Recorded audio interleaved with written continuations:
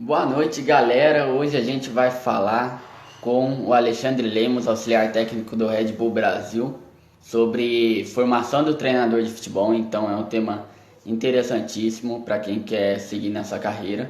A gente vai falar sobre vários aspectos. Então fiquem ligados aí, compartilhem com seus amigos, que eu só vou esperar o pessoal ir entrando, 7 horas aqui, um minuto. O Alexandre vai estar com a gente.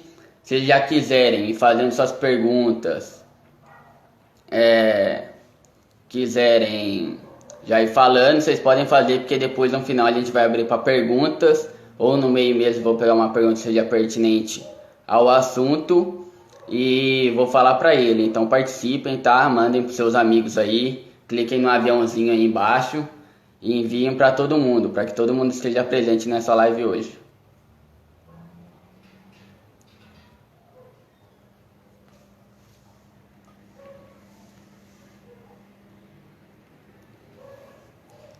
Só esperar aí, galera, daqui a pouco vai começar a live. Como eu falei, nós vamos fazer uma live com o Alexandre Lemos, que é auxiliar técnico do Red Bull Brasil. Ele vai se apresentar, só que já vou falar um pouquinho dele. Ele já. E aí, Lucas Marreiros, Dudu, Matheus Falcão, beleza? Pedro França, um abraço aí para todo mundo que tá entrando. Ele já trabalha no Cruzeiro, tá trabalhando agora no Red Bull Brasil, era do Véu também, que é um projeto lá em Viçosa. Já participou do Centro Ubaense, fez Master em Tática lá na MVP School, quem não sabe que é uma escola para treinadores lá em Barcelona. Então, um cara com muito conteúdo aí para passar hoje pra gente. E ele entrou aqui, vou chamar ele para participar aqui. Chamando aí, Alexandre.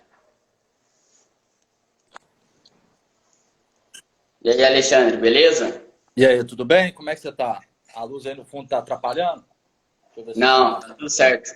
Tá bom. tudo bem. Eu queria te agradecer primeiramente por ter aceitado meu convite na hora para falar desse assunto, que eu acho que é muito pertinente, né, para quem está querendo já tá como treinador, quem está querendo ser treinador, eu acho que esse é um assunto muito pertinente da formação do treinador de futebol. Queria te agradecer por ter aceitado meu convite e é uma honra estar falando com você aqui. Não, que é isso. Eu que agradeço a oportunidade e espero estar satisfazendo aí o pessoal do seu Instagram aí com o pouco conhecimento que eu tenho e o pouco de experiência que eu tenho. Sim. Antes da gente começar a falar do assunto, Alexandre, eu queria que, como de praxe em todas as áreas, né, você se apresentasse um pouco para o pessoal, falasse um pouco da sua trajetória até o Red Bull.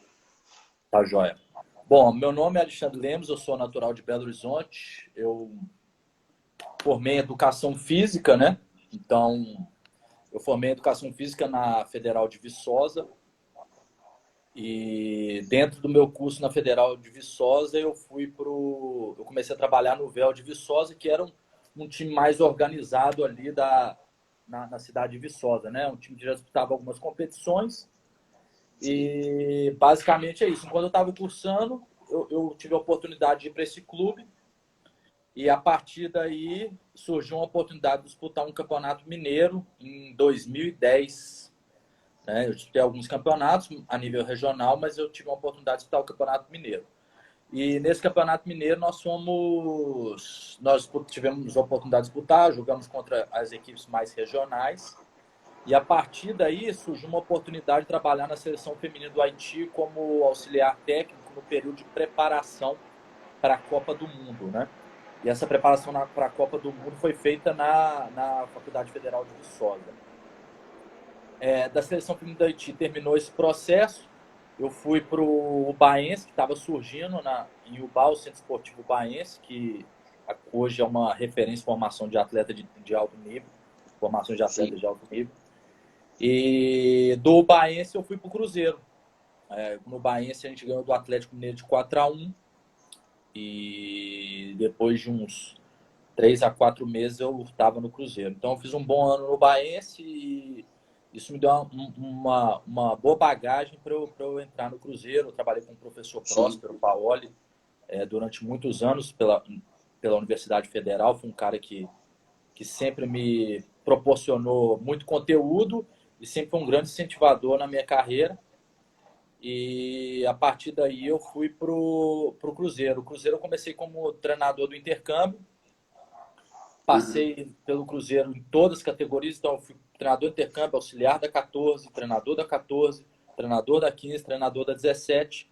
Em 2018 eu transferi para o Red Bull, sub-17 do Red Bull, e fiquei durante 6 a 7 meses no sub-17 do Red Bull, fui para o sub-20, fiquei mais 6, 7 meses, e fui para o sub-23, fiz 4 jogos como interino e agora acumulo a função de auxiliar técnico do clube na categoria sub-23, que é uma equipe B, né, hoje no caso. Sim. Então a gente disputa Campeonato Paulista, enfim, essas situações. A nível de trabalho foi mais ou menos essa formação, né? Eu imagino que seja pertinente para as pessoas saberem qual foi o processo que eu percorri na base. Então foram mais ou menos de tempo total 12 anos, mas em alto rendimento eu percorri a base todas em 6 anos, mais ou menos. 6 anos, 6 anos e meio.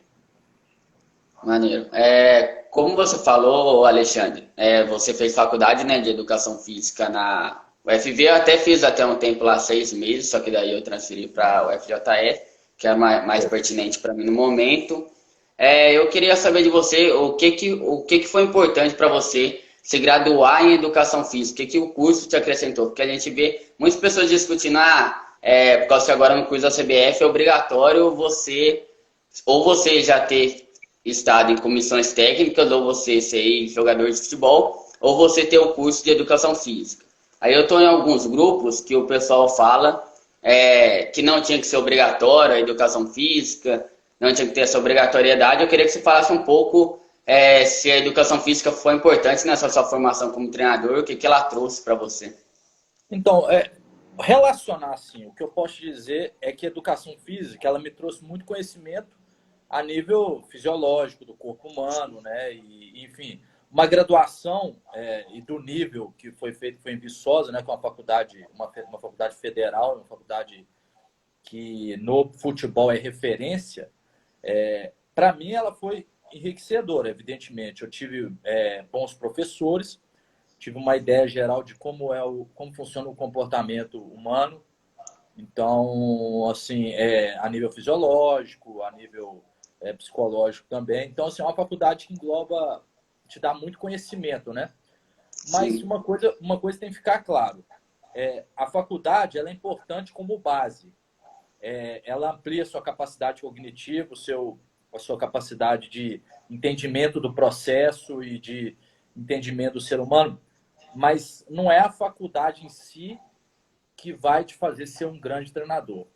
Para você virar um grande treinador, a faculdade ela abre as portas, principalmente para quem não jogou futebol em alto nível, para quem não é conhecido, ela te traz conteúdos que são importantes que você vai utilizar no futuro. Sim. Mas o fato de eu formar em Educação Física não quer dizer que eu sou apto a ser um treinador de alto nível, né? Eu preciso de ganhar outros conhecimentos, passar por outras experiências para eu conseguir ir crescendo degrau a degrau até chegar nesse passo que é ser um treinador de alto nível. Então, a minha opinião é que a faculdade ela é importante. Ela é importante por muitas coisas. Mas não é ela que vai dizer se você vai ser um grande treinador ou não. Você tem que adquirir outros conhecimentos durante a sua carreira para que você seja competitivo nesse nível.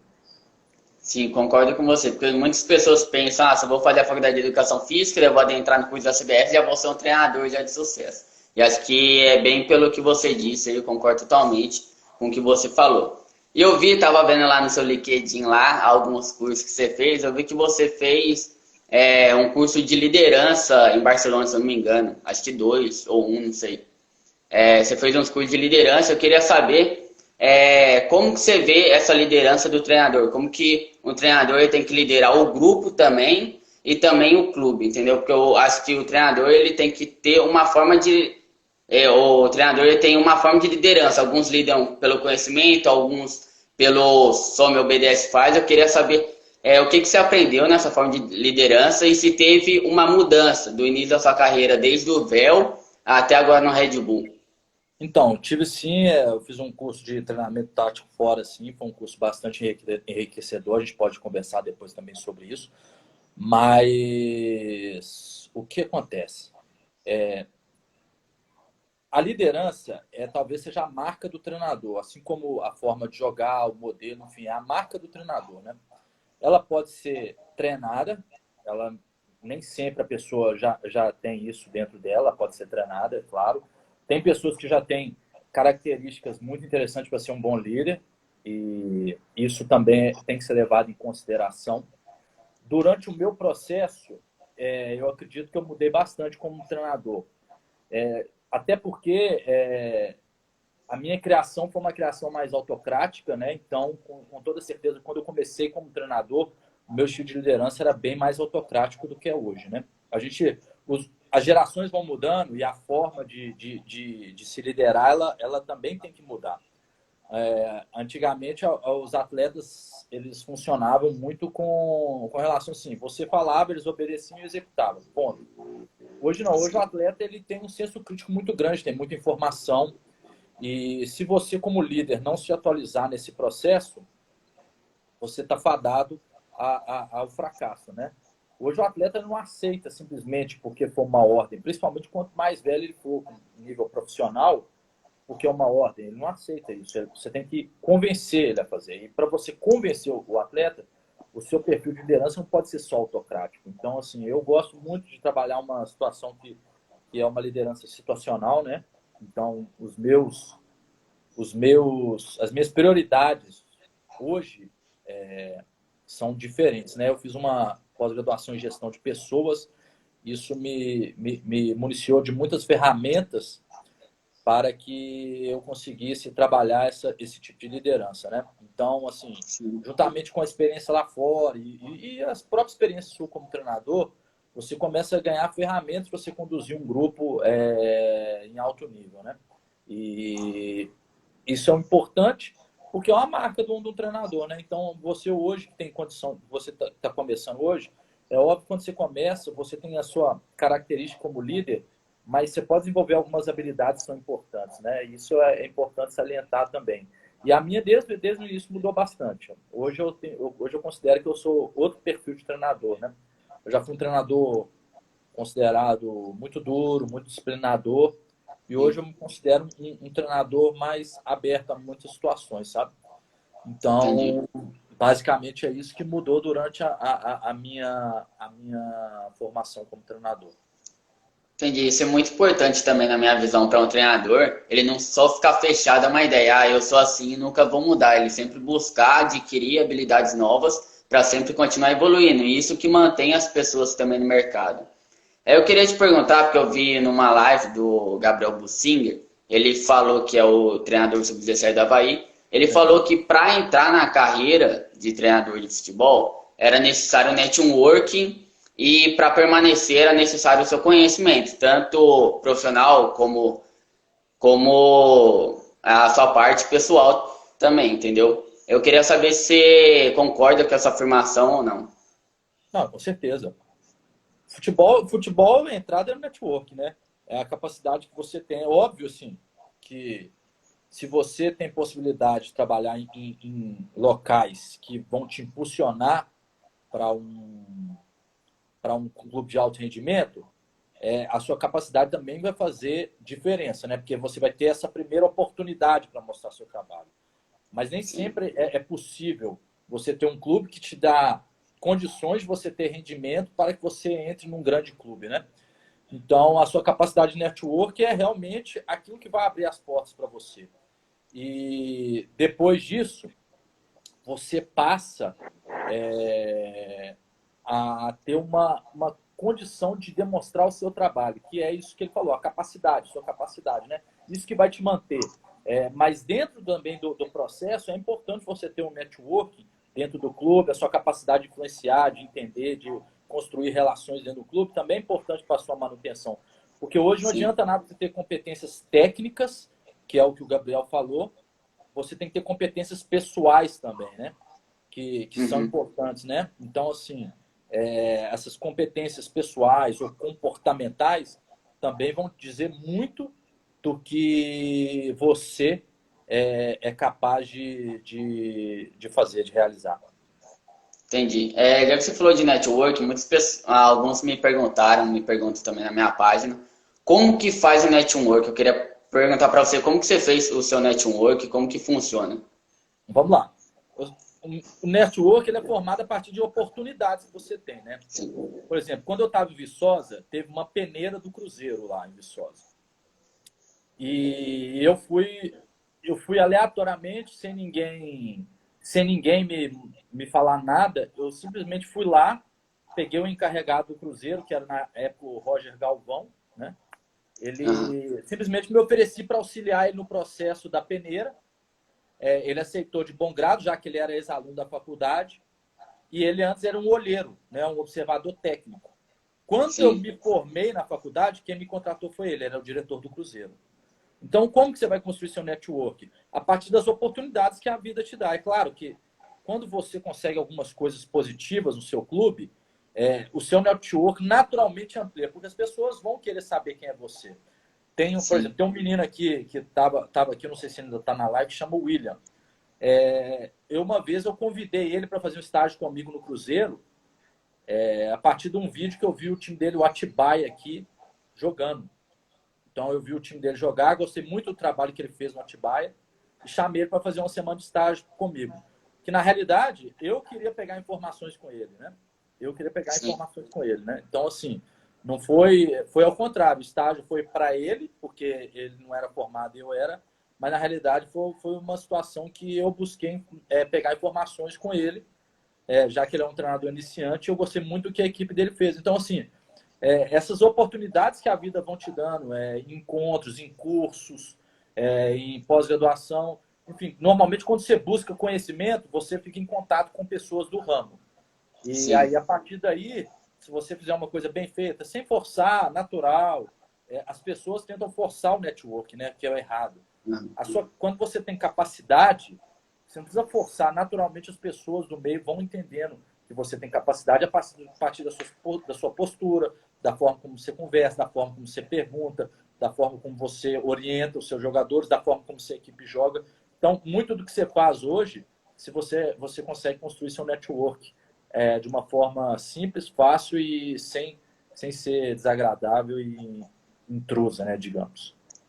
Sim, concordo com você, porque muitas pessoas às vezes só fazem aquele contato por interesse, né? Não vê assim, eu quero conversar com aquele cara para me adquirir um conhecimento. Não, às vezes eles vão lá, só ficam conversando só para receber alguma oportunidade. Eu já vi isso e acho isso totalmente errado.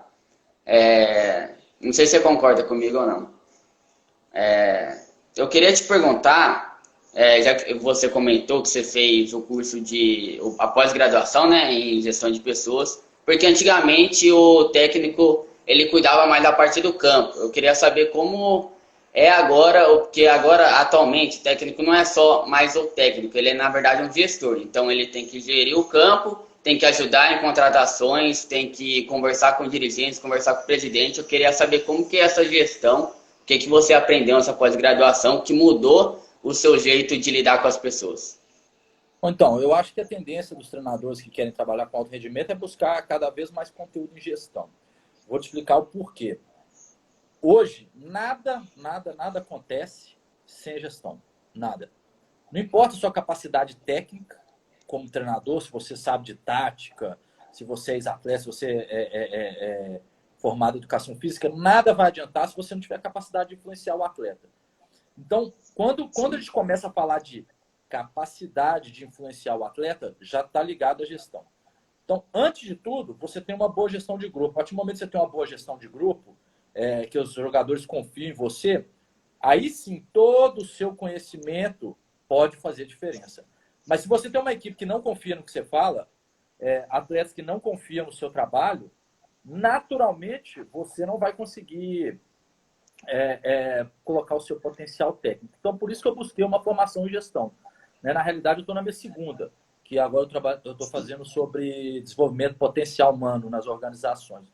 Porque é isso que eu acredito. Eu acredito que, antes de tudo, eu tenho que ter uma boa competência com pessoas, uma boa competência comportamental. A partir do momento que eu tiver uma boa competência comportamental, naturalmente o conhecimento técnico vai fluir. E é isso que eu acho que é um grande erro e um grande problema do educador físico, que o ex-atleta tem muito melhor que a gente. O ex-atleta, por ter vivência de vestiário, por ter trabalhado com pessoas diferentes, tipo, ele tem uma capacidade de entender pessoas muito melhor que nós, educadores físicos.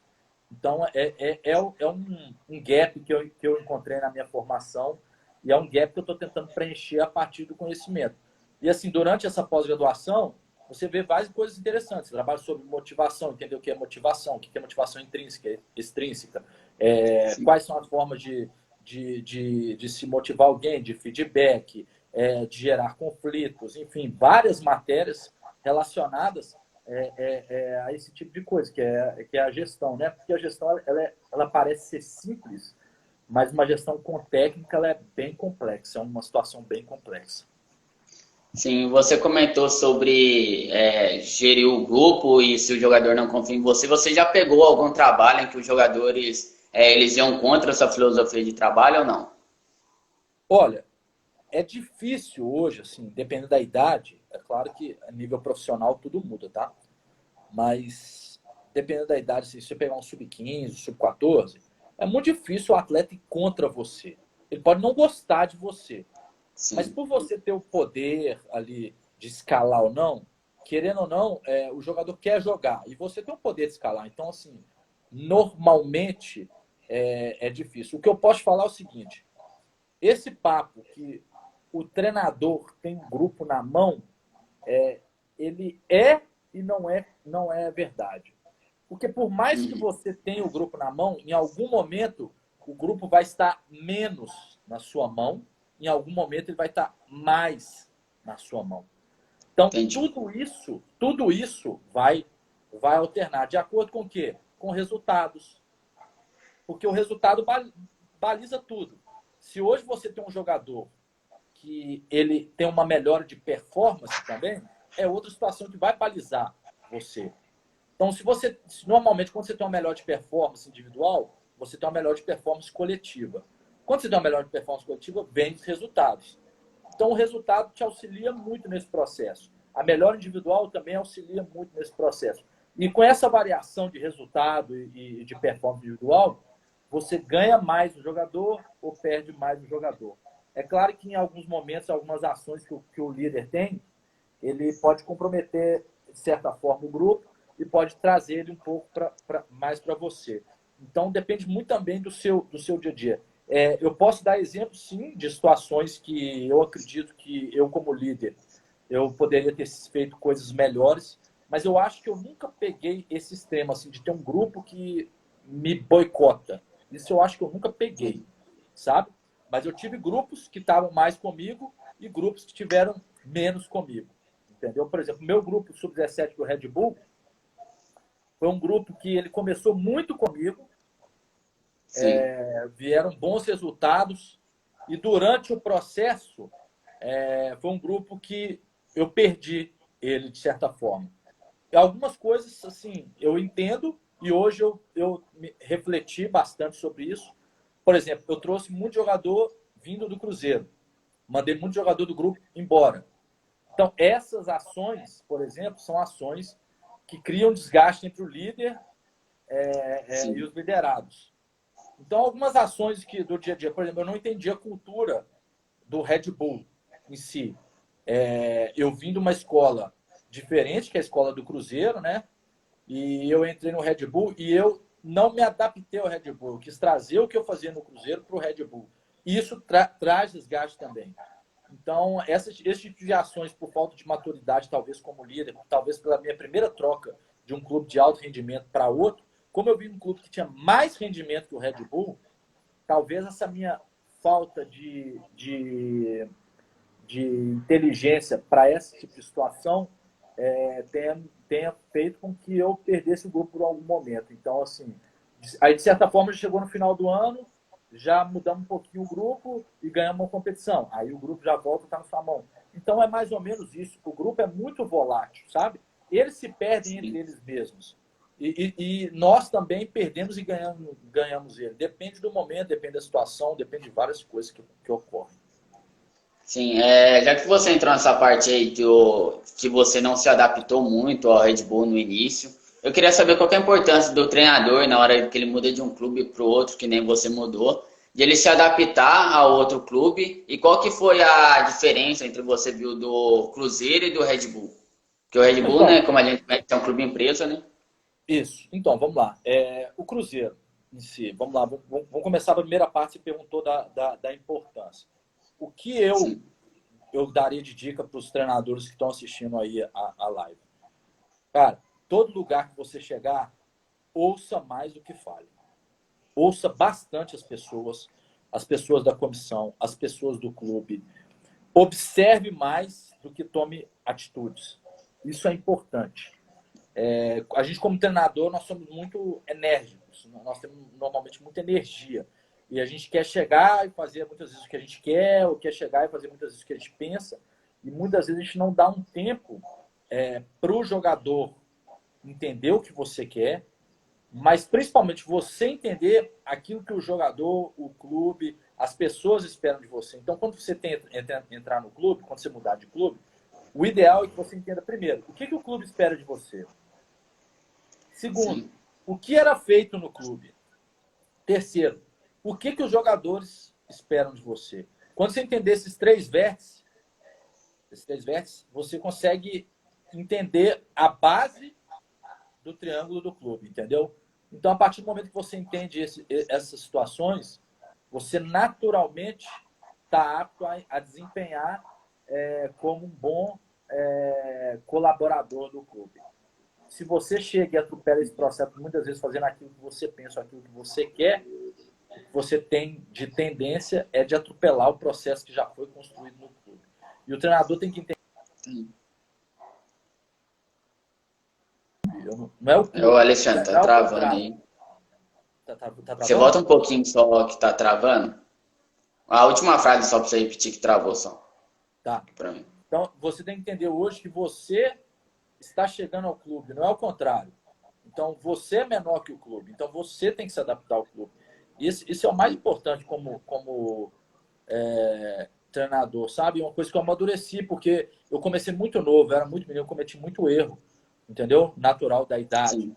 Então, hoje eu entendo perfeitamente o que é feito no trabalho de base e como a gente buscar passar por essas situações com mais facilidade. Sim, ô Alexandre, o coach Edilson tá pedindo aí pra você repetir os três processos que você falou. Que tem Bom, então, que. a primeira coisa que ele tem que entender é o que o clube espera dele. Depois, qual é a cultura do clube, né? E terceiro, o que os atletas esperam dele. A partir do momento que ele entender essas três situações, ele naturalmente está integrado ao clube. Entendi. Ô Alexandre, agora me responde a outra pergunta, que é qual que foi a principal mudança que você viu e que você teve que se adaptar do Cruzeiro pro Red Bull? Então, o Cruzeiro, o Cruzeiro, por natureza, é um clube vencedor, né? É um clube vencedor. Então, o Cruzeiro é um clube que tinha uma marca muito grande na época, né? E no Cruzeiro era muito exposto a tanto resultado quanto a empresário, a torcedor. Então a exposição do Cruzeiro era muito grande. A gente estava em contato sempre com tudo, com todos. Os jogadores eram jogadores mais como ganhavam bem, já tinha uma certa fama. Então, assim, hoje tudo faz diferença, né? Número de seguidor no Instagram, essas coisas. Então, assim, o salário, o contrato. Por essas situações, o Cruzeiro era uma situação muito grande. E várias Sim, coisas externas influenciavam no processo de formação. O Red Bull não. O Red Bull era uma situação mais fechada. Então, no Cruzeiro, a pressão externa para o resultado era grande. No Red Bull, nem tanto. No Cruzeiro os jogadores eram mais requisitados. No Red Bull, menos. Então, houve essa pequena diferença. Em contrapartida, o Campeonato Paulista é um campeonato extremamente disputado em relação ao Mineiro. sim, A Red Bull tem uns processos muito mais organizados como empresa do que o Cruzeiro. Então, dos dois lados tem coisas positivas e negativas. sabe? Sim, É importante a gente saber lidar com essas situações diferentes. No Cruzeiro, normalmente, eu tinha equipes mais qualificadas. Apesar de que, quando eu vim para o Red Bull, eu achei que o nível ia baixar muito. E realmente eu descobri que no Brasil, a diferença entre os jogadores são muito pequenas. É claro que quanto melhor o trabalho de base, maior o investimento, maiores jogadores diferenciados esse clube vai ter. Mas, a nível geral, no Brasil, jogadores aí medianos, quase todos os clubes têm um nível razoável desses jogadores. Os diferentes que, normalmente, os trabalhos melhores de base do Brasil têm. Né? Mas sim, esses, a nível de elenco, assim, eu achei o Red Bull me surpreendeu positivamente pelo que tem de perfil de jogador. Enfim, a Red Bull é um clube que espera mais, o processo é mais tranquilo, é uma empresa, né? Um processo mais sim, organizado, mais tranquilo, com mais formas de se analisar e observar. Então, é um processo construído mais a médio prazo que o Cruzeiro. O Cruzeiro é muito curto prazo. Ganhar, chegar, entendeu? Tudo é muito assim no Cruzeiro, tudo é muito exposto. A derrota é uma porcaria, a vitória é uma maravilha. Então, esse tipo sim. de coisa Aham. é muito diferente entre o Cruzeiro e a Red Bull. Sim, verdade. Muitas coisas que muitos discutem, né? Que é formação e resultado, mas daí fica daí já para outra live. Eu queria perguntar para você, já que você tinha falado lá sobre que você fez até o curso lá em Barcelona, quando a gente comentou, em tática lá, da MP School. Eu queria falar que você falasse um pouco sobre esse curso, o que, que ele te acrescentou a nível profissional, o que, que você aprendeu lá que você pôde trazer do exterior também para cá, pôde implantar aqui. Então, primeiro eu queria mandar um abraço. Eu estou vendo o pessoal mandando mensagem aí pra caramba, aí, alguns amigos, algumas pessoas que eu conheço. O que eu vou falar é que o William Batista está aí nos prestigiando, entende até melhor que eu do processo. Mas o futebol na Espanha é um futebol completamente diferente, né? O futebol na Espanha é um futebol norteado por questões de capacidade cognitiva, por entendimento de tempo e espaço. Então, é um futebol um pouco diferente do que é praticado no Brasil, né? No Brasil, nós Sim, somos muito intuitivos ainda, nós contamos muito com o talento individual, muito com a capacidade do jogador em resolver situações de 1 para 1. Lá fora, eles têm mais uma preocupação maior em facilitar o processo. Eu vou tentar ser o mais simples possível. É como se eles tivessem um produto pior que o nosso, em termos aham, individuais. Então, por isso, eles facilitam todo o processo para que esse produto, quando você analisar de cima, ele seja um produto melhor que o nosso, que já nasceu melhor que o deles. Então, é sim, mais ou menos isso que eles tentam fazer. Eles tentam uma forma de organização muito grande das ideias, dos comportamentos individuais, de linha, por setor, enfim, coletivos. Eles tentam organizar e de uma forma bastante criteriosa para que você estimule o jogador como todo a ser melhor que o brasileiro, que tecnicamente já é um jogador com mais qualidade que normalmente qualquer lugar do mundo. Né? Então, o jogador brasileiro já tem esse quesito técnico, né? As capacidades coordenativas mais bem desenvolvidas que os outros lugares. Então, eles tentam, talvez, estruturar melhor o processo de formação, tanto a nível técnico quanto tático, para que, no final das contas, ele tenha um produto melhor do que, ou melhor, ou competitivo, tão competitivo quanto o nosso produto que nós formamos aqui. entendi.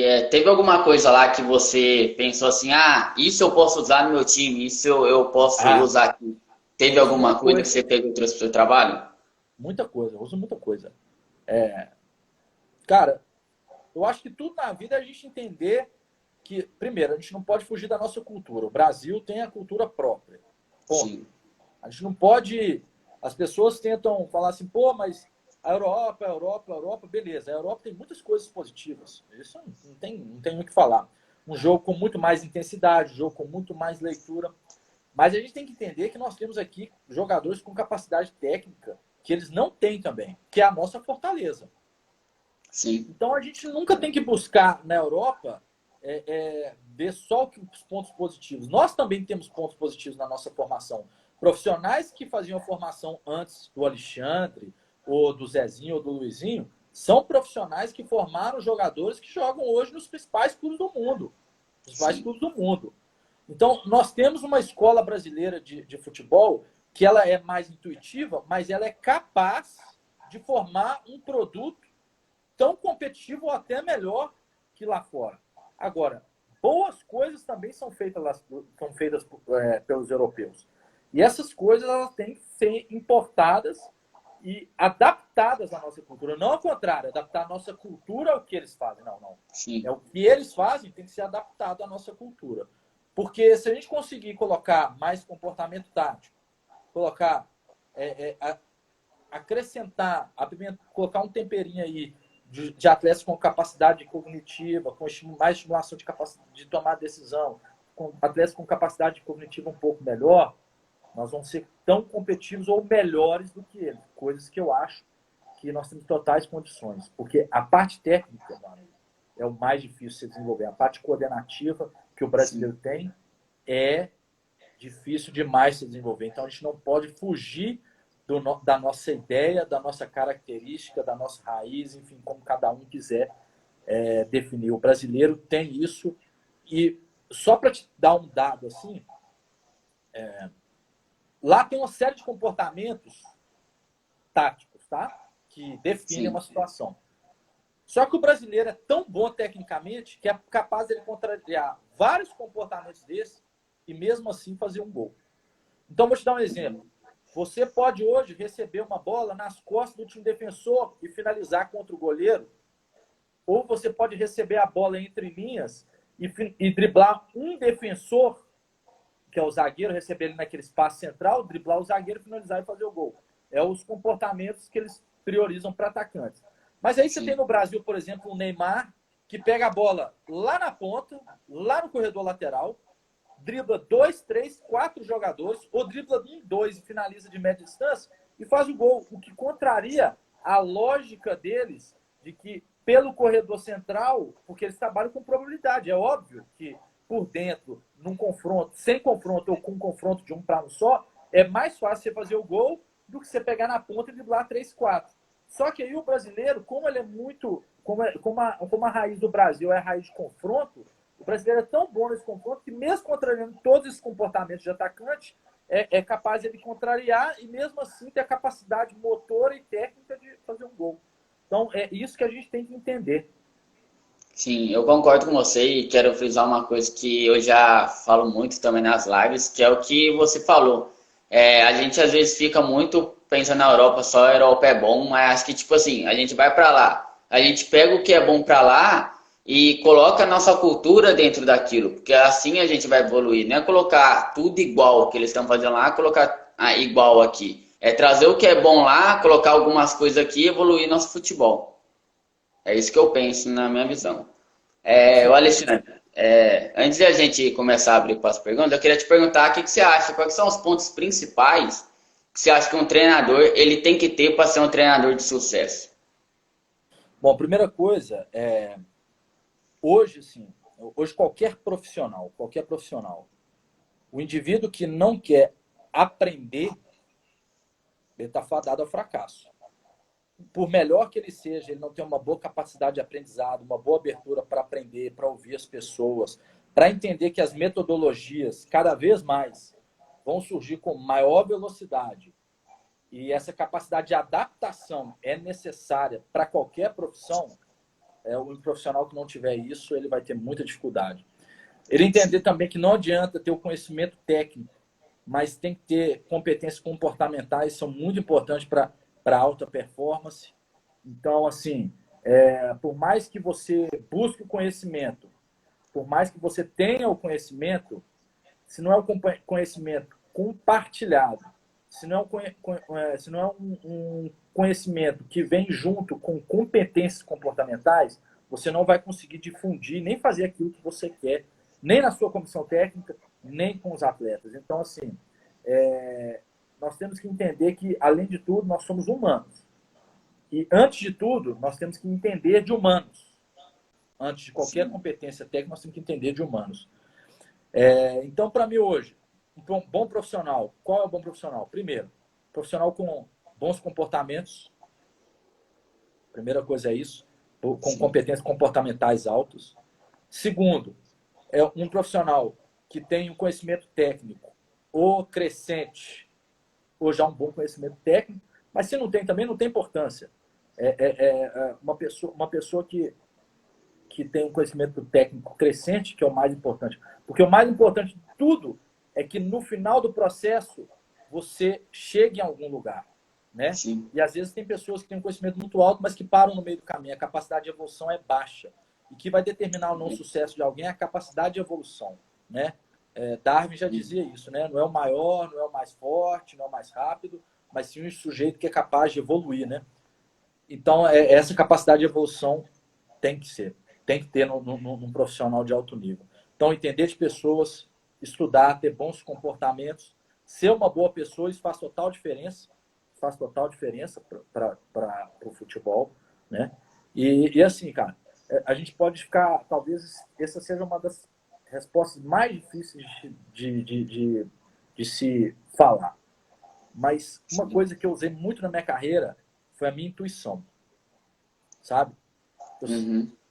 E os meus passos, hoje na hora que eu passo para analisar o passado e ver aonde eu estou, como eu estou, eu só consegui chegar e conquistar o pouco que eu conquistei porque eu segui minha intuição.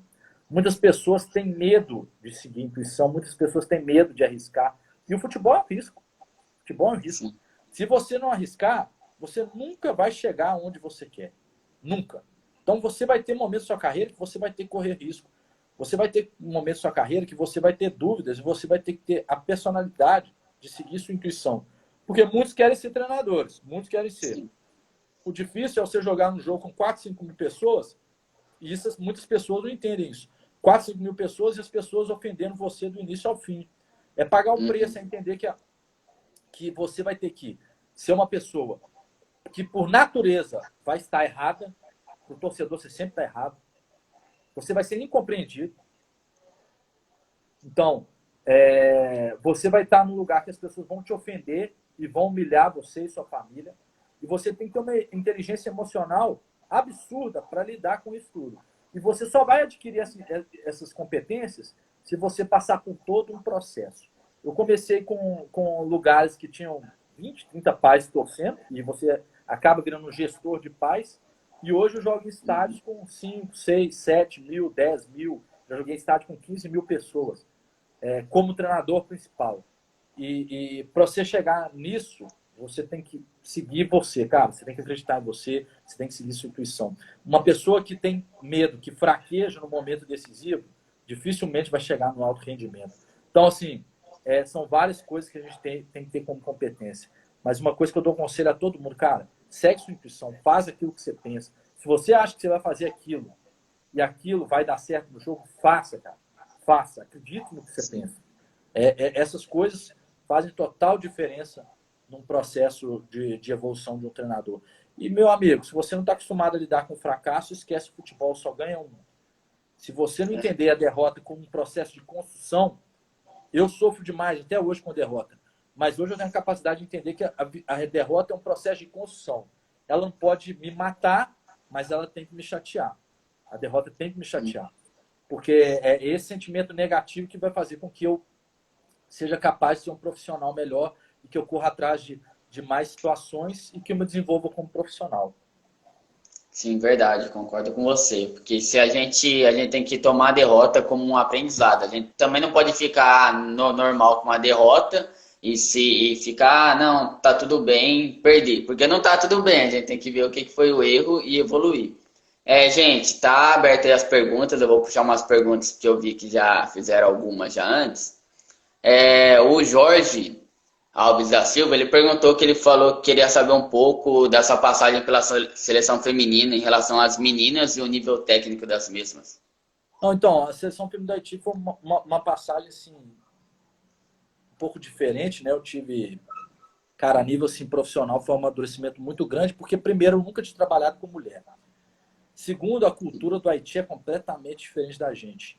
E assim, a gente está acostumado a entender que a seleção tem as melhores atletas e normalmente são atletas de sucesso, né? No Haiti, para a pessoa ter. Desculpa, qual que é o nome da pessoa? Jorge Alves da Silva. Então, Jorge, eu vou te contar uma passagem para você entender como a nível de ser humano é enriquecedor uma situação dessa. Na seleção do Haiti, um dia numa janta, a gente estava saindo e eu vi algumas atletas colocando. Lá em Viçosa tinha aquela chamava pata de elefante, que é uma coxa de frango enorme que tem lá. Elas colocando essa pata de elefante, que a gente chamava, no bolso. Cara, assim, me deixou incomodado. E aí eu fui conversar com elas e eu perguntei por quê. Por que elas faziam isso?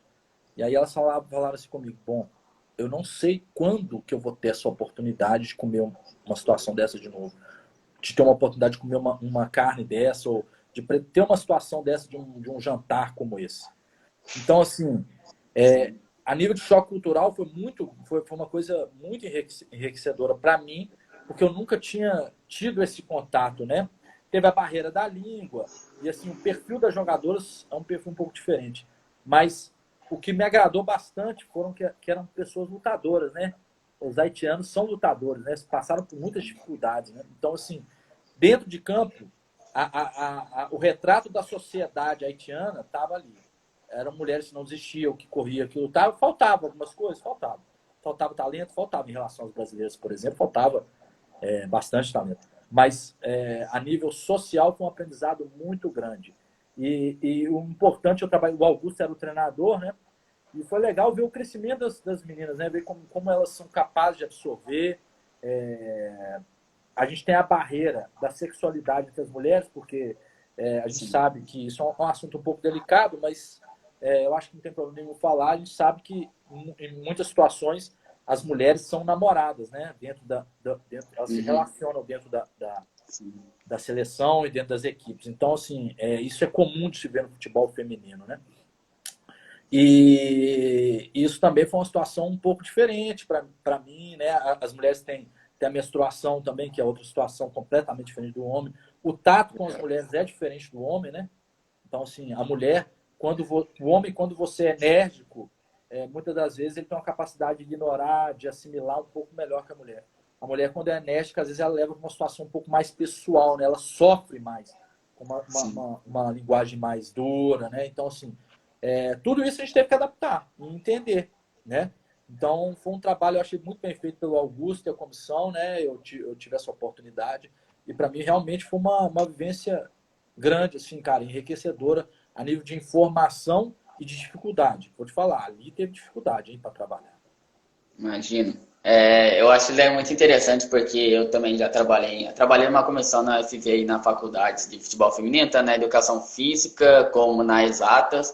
Trabalhei período passado também na da engenharia na faculdade que eu tô e é realmente muito diferente a gente ver como a gente vai tratar as mulheres no treino e como que a gente trata os homens. É uma abordagem totalmente diferente e eu tenho certeza que essa experiência aí para você ainda fez você ter a capacidade de se adaptar melhor e ainda conseguir evoluir ainda como pessoa, ainda mais por causa dos haitianos, que eles têm ainda desse fato que você contou pra gente. Então acho que faz a gente melhorar também como pessoa isso daí, né? O Matheus aqui, o Matheus Falcão, ele falou: Alexandre, fui seu atleta no Cruzeiro e hoje estou estudando para ser treinador. Quais dicas você pode me dar para o início da carreira relacionada a estudo e prática? Primeira coisa, assistir futebol. Se você não tem nenhuma. Não tem nenhuma. Não trabalha em nenhum lugar, não tem nenhuma experiência, assista futebol. Anote o que você está vendo. Estimule isso. Vê o que você está vendo no jogo. Depois, hoje em dia, tem muita literatura interessante. O conhecimento está muito equiparado a nível de informação. Então, ler, entender as metodologias é importante se você quer se apropriar de uma ou se você quer ter a sua. Para você criar a sua, o seu conhecimento metodológico tem que ser muito grande. Então, é importante você conhecer diversas metodologias. Você tem que ser uma pessoa que tem que gostar de estudar. E, assim, a primeira oportunidade que tiver, cara, eu tenho um primo que começou a fazer educação física também. Eu falei com ele, olha, se você quer trabalhar com futebol, não importa o lugar que você conseguir entrar, se é uma escolinha, se é um time regional, se é um time municipal, qualquer situação, se é de graça. Eu trabalhei 3 anos, cara, sem receber R$ 1. Sem receber R$ 1. Então, não importa. Se você quer ser um treinador, você tem que ter prática. Então, no meu primeiro ano, eu tinha 1 ano e meio, quase 2 anos de curso, eu já comecei a trabalhar como treinador. Isso foi importante pra caramba pra mim. Então, pro Matheus e pros outros que estão aí assistindo a live, cara, viva o futebol. Saiba que você vai ter que pagar um sacrifício muito grande, porque o futebol te tira muita coisa. Mas se você quer o futebol, você tem que viver. Viver 24 horas, ver jogo, trabalhar. Quando eu estava na universidade, eu me envolvi em todas as situações que a universidade me propiciou. Todas. Não teve nenhuma. Então, assim, eu tive nessa seleção da Haiti, eu tive no VEL, eu tive no projeto Bom de Bola, Bom de Nota, eu tive na seleção feminina do Haiti, deixa eu ver, tem mais situação. Tive na Luve, todas as oportunidades que teve na seleção de Viçosa, na seleção lá de Copa de Bairros lá. Então, assim, todas as situações que eu podia entrar do futebol, eu entrei. Cursos, eu participei. Ou, por exemplo, o Cruzeiro foi fazer uma preparação para o Campeonato Brasileiro Sub-20. Eu estava no processo. Então, todas as oportunidades, vídeo de futebol que o Próspero fazia, grupo de estudo, todas as oportunidades que eu tive com relação ao futebol, eu participei. E quem quer trabalhar com futebol tem que pagar o preço, cara. Eu fiquei muitos anos sem saber o que é feriado. Até hoje, eu acho que a gente fica sem feriado, né? A gente está trabalhando com alto rendimento. Mas muitos anos pagando o preço, cara, de estar longe da minha família e de estar vivendo futebol. Só assim que você vai conseguir chegar e conquistar seus sonhos, cara. Se você quer o alto rendimento, né? Sim, concordo com você. Eu já ouvi muitas pessoas falando isso e eu concordo totalmente com você. Aqui o Vinícius Blumer perguntou, na periodização tática, o que você fala dos princípios metodológicos e da agilização jogada A e B? Bom, eu acho que assim, se a gente for falar sobre periodização tática, dá uma live. Dá. Né? A periodização tática, assim, eu vou falar de forma geral. Ela é um método, tá? Sim. Ela é um método de trabalho. Tem pessoas que se utilizam dela, tem pessoas que não se utilizam dela. Eu já me utilizei, hoje não utilizo mais. Né? Ela nua e crua. Eu tive em Portugal, e assim, uma coisa que eu entendi é como se você tivesse hoje, assim, hoje, você pode ver a Mona Lisa ali, que é um quadro.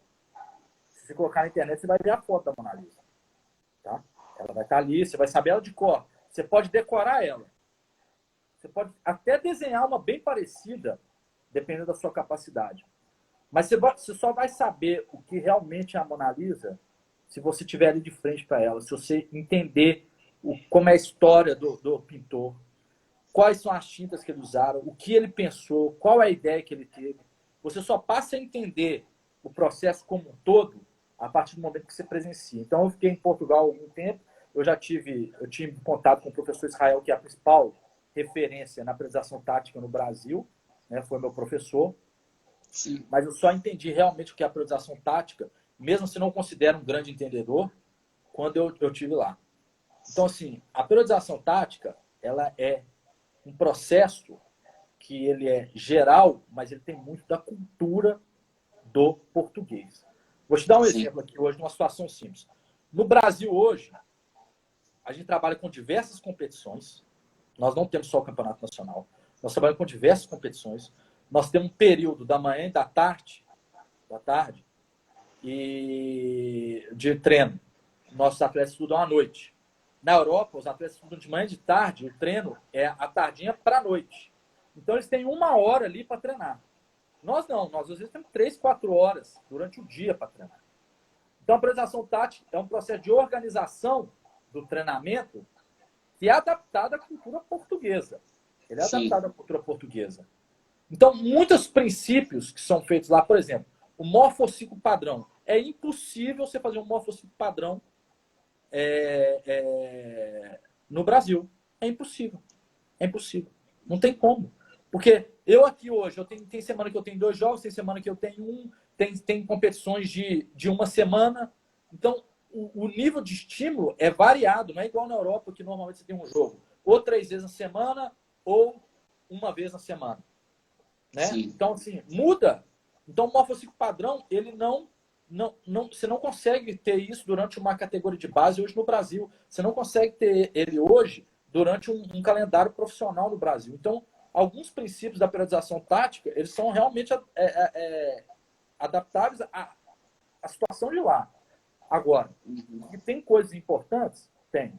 Você vai falar hoje sobre, por exemplo, eles chamam de propensão, né? A quantidade de vezes que repete um determinado comportamento que você quer na atividade. Não é importante? É importante. É importante pra sim, caramba. Então, mas a gente tem que saber fazer esse jogo, né? A periodização tática não é o que está escrito no livro Por que Tantas Vitórias.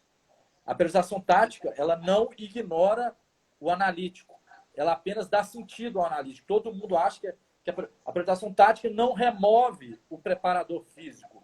A periodização tática traz com que o preparador físico tenha que ter mais do que o conhecimento físico. Ele tem que entender da parte técnica e da parte tática. Então, assim, alguns mitos foram criados.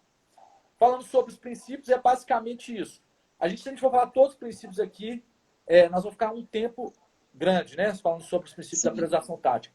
Mas eu acho que assim, o importante é você saber jogar com esses princípios e entender também de outras formas de trabalho que são importantes. Tá? Hoje eu não trabalho mais com ela.